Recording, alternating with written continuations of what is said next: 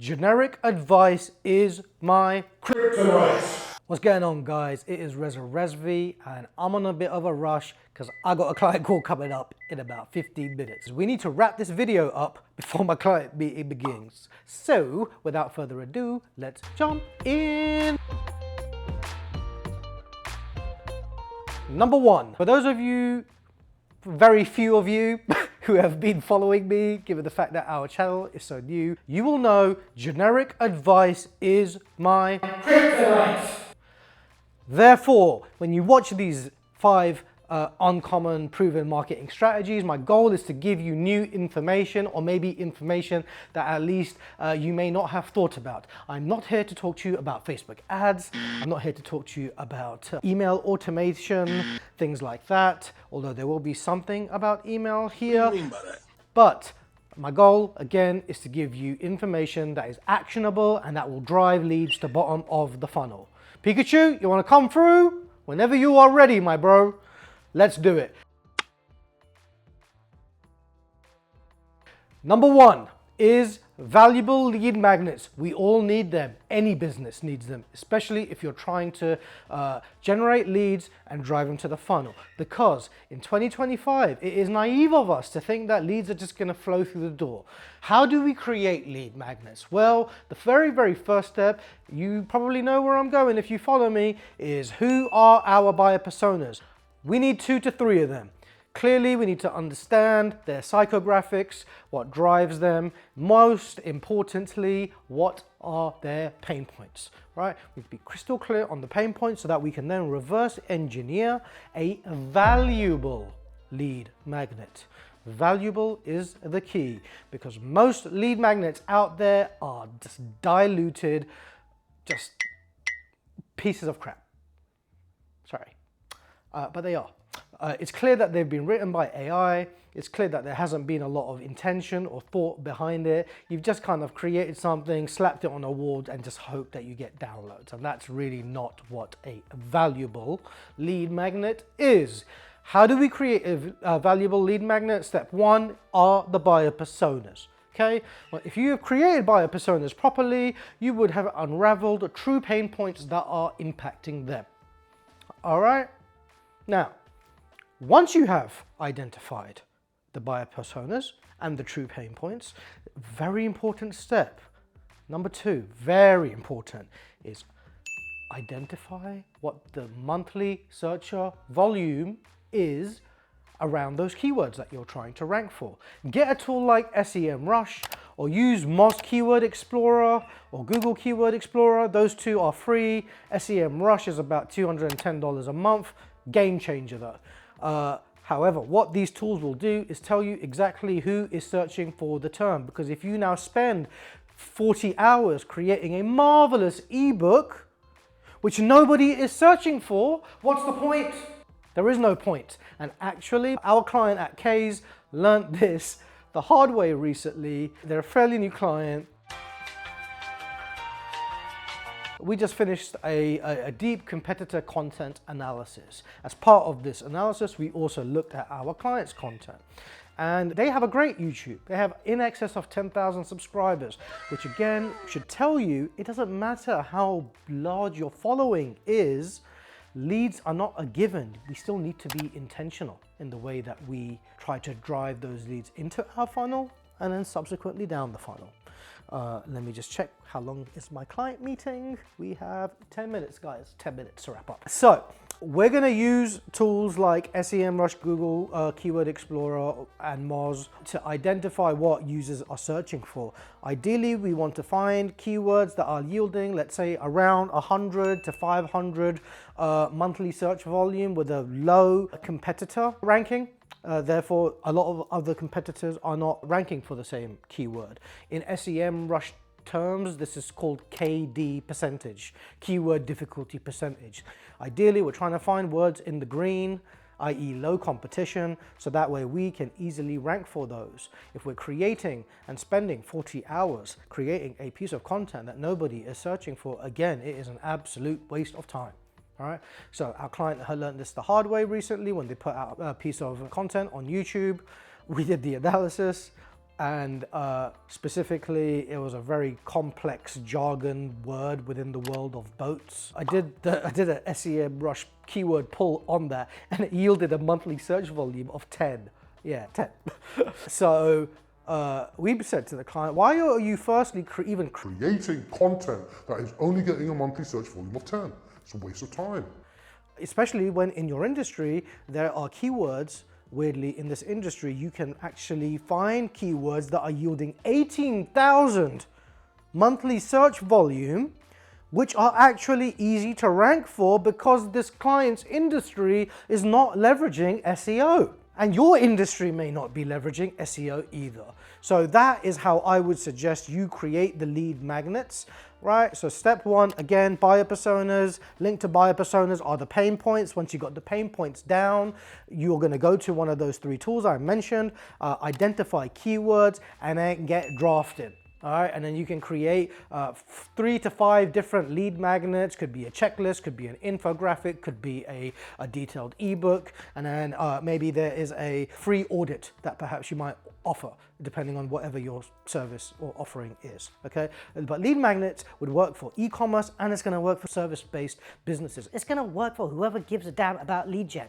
All right, how much time do we have before the client meeting? 8 minutes, all right. Long form video content is number 2. I know, everybody's talking about short form. I know. Why am I talking about long form?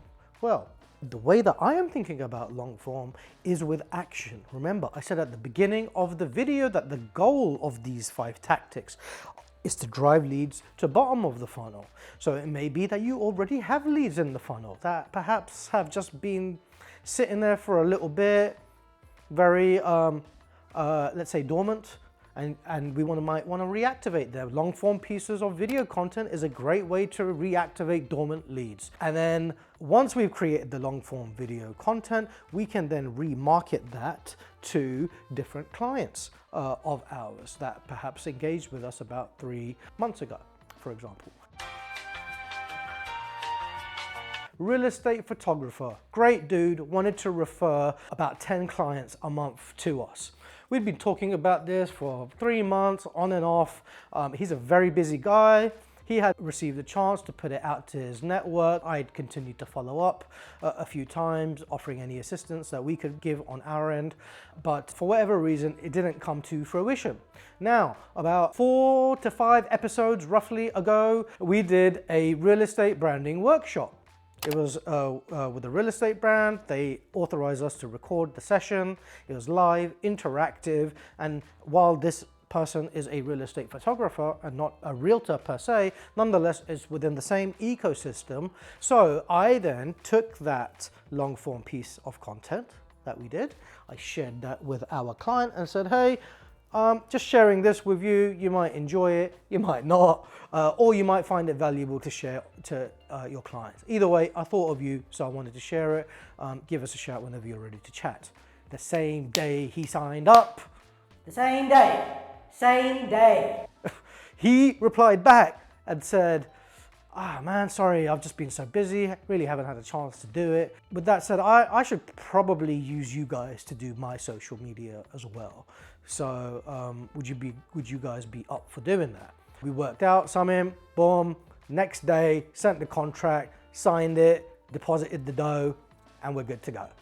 And now he's an active client of ours. And that is how an existing piece of long form content that was used to drive lead to bottom of the funnel. And you should create more of it. A good strategy to create long form video content is once you've determined the lead magnet, you can then create a subsect of long form content all around that central theme, whatever you've discussed in the ebook or lead magnet.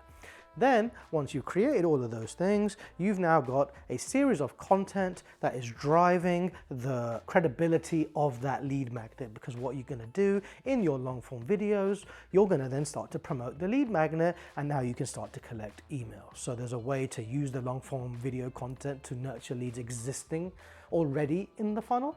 And then you can use the long form video content and the lead magnet to bring leads into the funnel.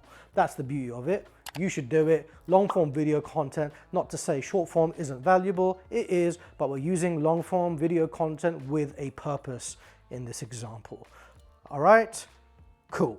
What is the time? We have 4 minutes, guys. Okay. Number 3, audience list segmentation. This will be quick. In order to do the nurturing exercise that I mentioned, we must have a well-maintained list. This is just not given the time of day or the priority because it's a boring operations assignment. We all fall victim to it, myself included, you know, but once we start to then get, let's say, a database of about 1,000, 2,000 leads, how much of a pain in the ass is it going to be for us to go through those 2,000 leads to segment them when we could have just done it from the jump? Once we segment the audience, we can now start to create real custom messaging for any marketing channel that we are deploying. It's going to pay you dividends. Your paid media people are going to love you because they can do retargeting campaigns to different slivers of your audience. You should do list segmentation. I know it's an operational headache. Trust me, as a business owner, I get it, but please do it. Do it. It will help. Okay. Moving on to number 4. I said I wasn't going to talk about email automation. Yeah, I wasn't, and I'm not, but I kind of lied because I'm going to talk about email. Specifically, I'm going to talk about drip emails. Now, I'm going to talk about another client example. We were on the phone and he sends out 2 emails a month. 2 emails a month. E-commerce brand, market leader in the space, sends out 2 emails a month.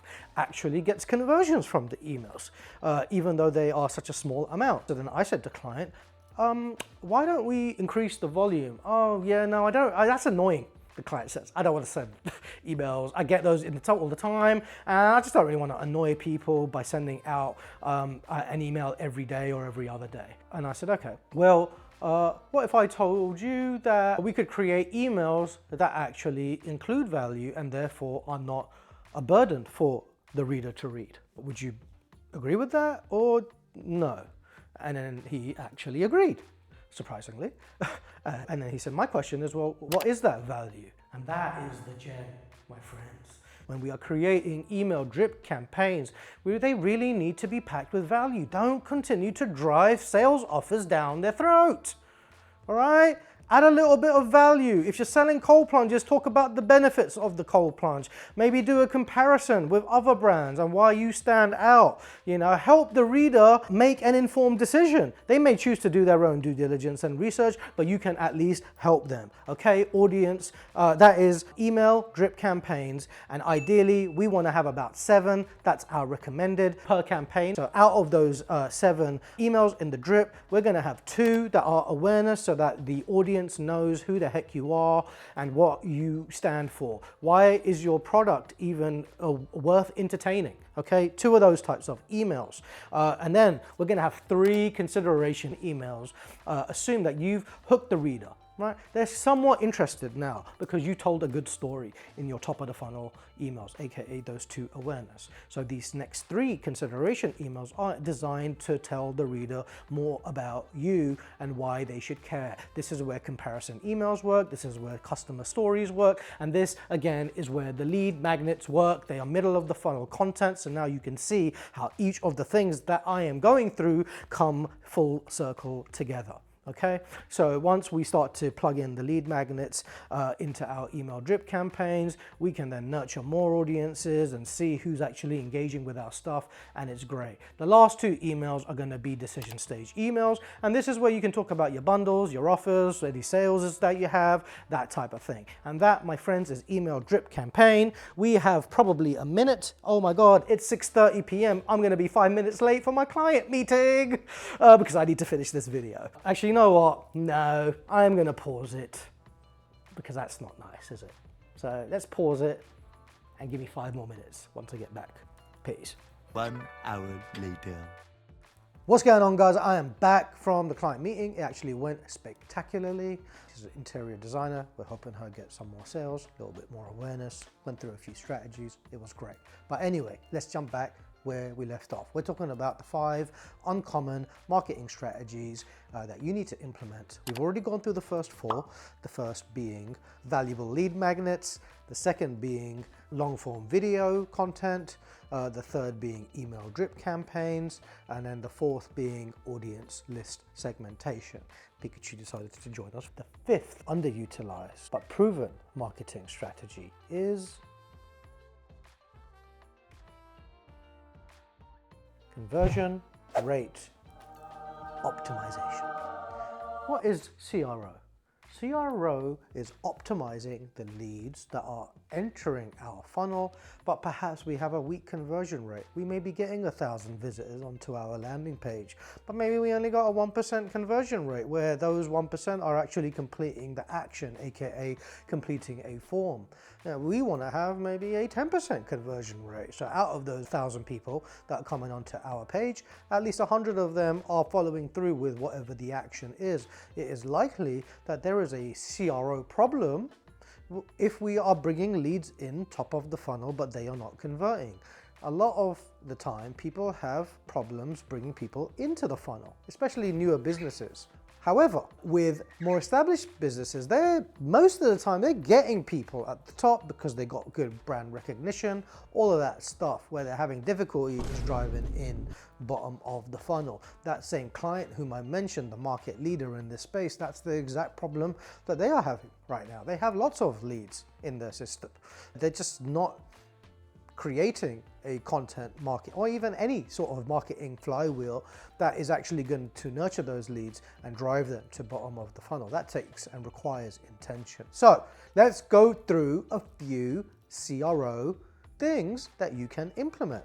All right, the first is your homepage. Right? Make sure that the homepage of your website is optimized with the necessary information. Right? You need to be thinking in the reader's shoes. Think to yourself, do I care about the team that much for it to be on the homepage? If I'm an e-commerce business, for example, probably not. So what's it doing on the homepage? Get rid of it. Get rid of it. Put it on the About Us page. The homepage, talk about the product, talk about the process, talk about things that people are going to actually want to read about. Throw some FAQs on there, include a variety of CTAs. CTAs is the second CRO item. When we're talking about CTAs, we're talking about utilizing different colors that make the buttons pop. We're also talking about swapping out the text. Please, for the love, stop using learn more. Right? Let's be a little bit imaginative, guys. Right? Same thing with downloading. Download now. It's so boring. You don't need to be a wordsmith or a copywriter to think of some more snappy CTAs. You just need to be a little bit more intentional about it. All right? So test CTAs, both color and both copy. For our fitness app client, we are currently working on a campaign, and in that we have been talking about drafting different types of blogs linking towards the yoga campaign that we are creating. If you want to watch the full video on that, bing!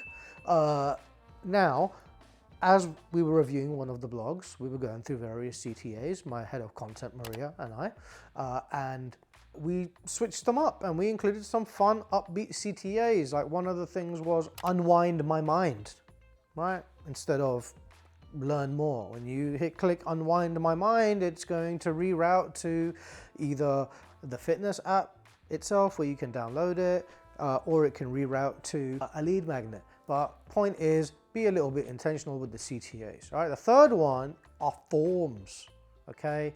Forms and pop-ups. Both. You can combine them or you can have them separate. Let's talk about forms. Oh my God, I looked at a form the other day for a client that had like 25 fields. Like seriously, what?